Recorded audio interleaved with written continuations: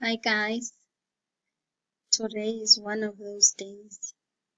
Actually a good day, not a bad day. A good way in a sense that, oh dear, stop this. Another wonderful day today. And there's something that's on my mind that I want to talk about. Yesterday we had such a wonderful day. And it brought me some memories. The reason why I felt that cryptocurrencies are the only thing capable of dealing with poverty in a big way, in a big scale. And it is the only thing at this point that I believe it's capable of giving you all the key freedoms that I usually talk about: the financial freedom, wealth, money, the social wealth, status, the time, wealth, freedom to do as you please with your time, physical wealth, health. They have a tendency of intertwining. If you have money, you usually have friends, good and bad, but many than usual. If you have money, you have time, because you can buy yourself into anything. And you can do as you please with your time because you have money. And I am not talking about few thousands here and there. I'm talking about wealth. The distinct difference between being rich and wealthy is not all rich people have freedom of time. Because some of them, their richness comes from them still being part of the resource. When you're wealthy, you have many resources working for you that you don't have to do any work yourself. Therefore, that leaves you with all the time in the world. You hire the best people to look after your assets, your resources as they work. And you have a peace of mind. Well, I don't believe you'll have a total peace of mind, but you have the freedom that some of us do not have the luxury to have. So that way, you can have financial wealth, you can have social wealth, you can have time wealth, you can have physical wealth. When you're wealthy, you tend to eat healthy, and you tend to look after yourself in a particular way because you feel special, important. You want to preserve yourself in your life so that you can live longer in luxury. It's not that wealthy or rich people like to buy expensive food. No, they learn the art of preservation. The kind of things you need to feed your body to stay preserved. They'll take care of their health. They'll go to the gym in the morning before they do anything.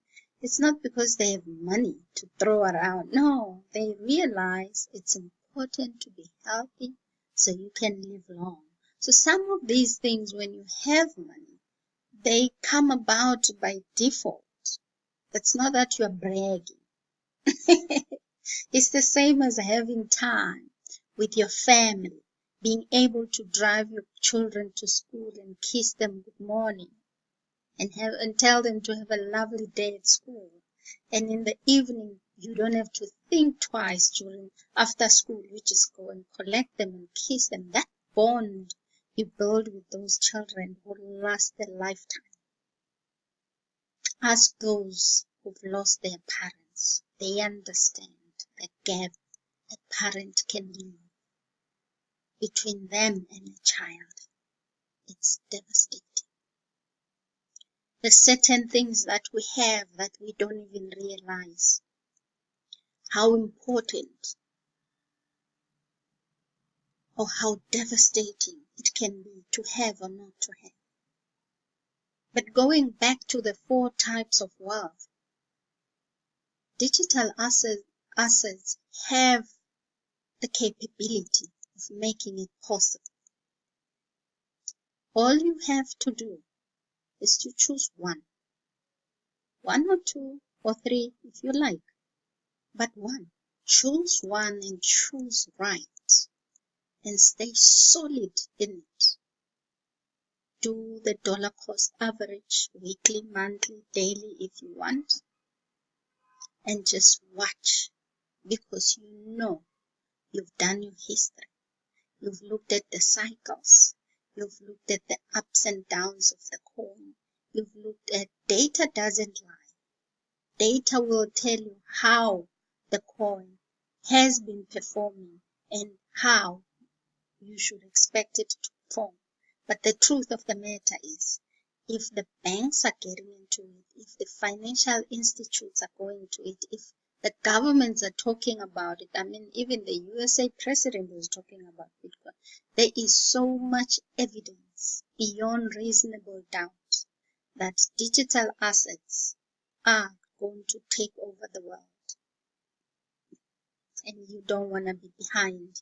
You want to be in the forefront. You want to be the first to say, I have reached my goal, which in my own opinion, I consider wealth.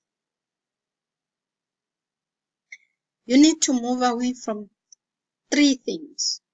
1, stay away from spending, fruitless expenditure. Stop buying extra clothes. Why would anyone buy clothes on a monthly basis, on a weekly basis? The reason why we are poor is because we keep on spending. We keep buying, we keep spending. We are spending money we do not have, to a point that we end up having to sell what we need to cover the expenditure of all the gainless expenditure. Even worse, we buy things that sit in our cupboards and gather dust. We don't use them because we can. We don't realize that the more we spend, the more we dig our own grave. We will never be rich. Let me tell you something. Continue to spend. One of these days, you will sell what you need to cover what you never needed in the first place. Stop burying your wealth. Do yourself a favor. Go and learn and find out what it actually really means to invest long term. I know, contrary to popular belief, people will tell you, oh, go to Old Mutual and open a 10-year investment. Or go to, I don't know where else these days people go and they bury their money. You bury your money for 20 years, not realizing that it actually is depreciating. Every day, as you keep it there, while you suffer and you are not able to use it. Move away from burying your money. Okay?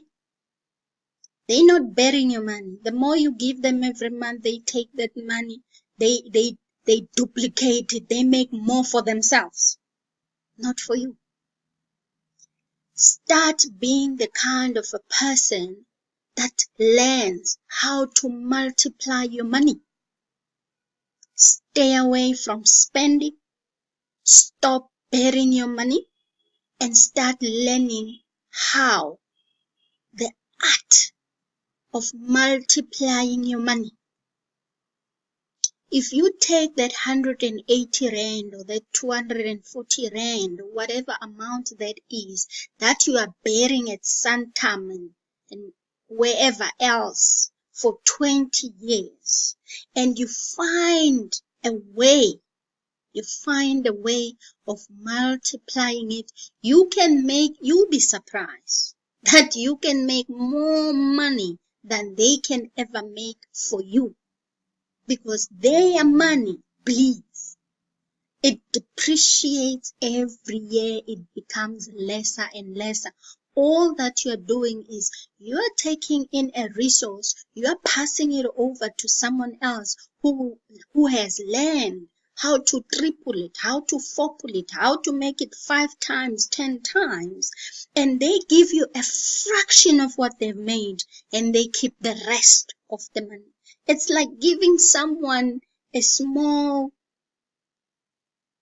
cow, a baby cow, and that cow grows to be a big female cow that makes 20 more other cows, and you still get a baby cow and a half. That's basically what these companies do. The likes of Santam and Sanlam and I don't know whoever else. That's what they do. You give them a small cow because you can afford it. You feel like it's only 180. I'll get 10 million in 15 years. And then you die without having even enjoyed a bone of that cow. And then they give your children all kinds of trouble and tell them you skipped once and all sorts of things. I mean, go read about it. Those people would do anything to avoid paying you. Trust me. Or the worst case scenario, you pay them for 10 years, you lose your job on the 3rd year, they won't pay you a cent.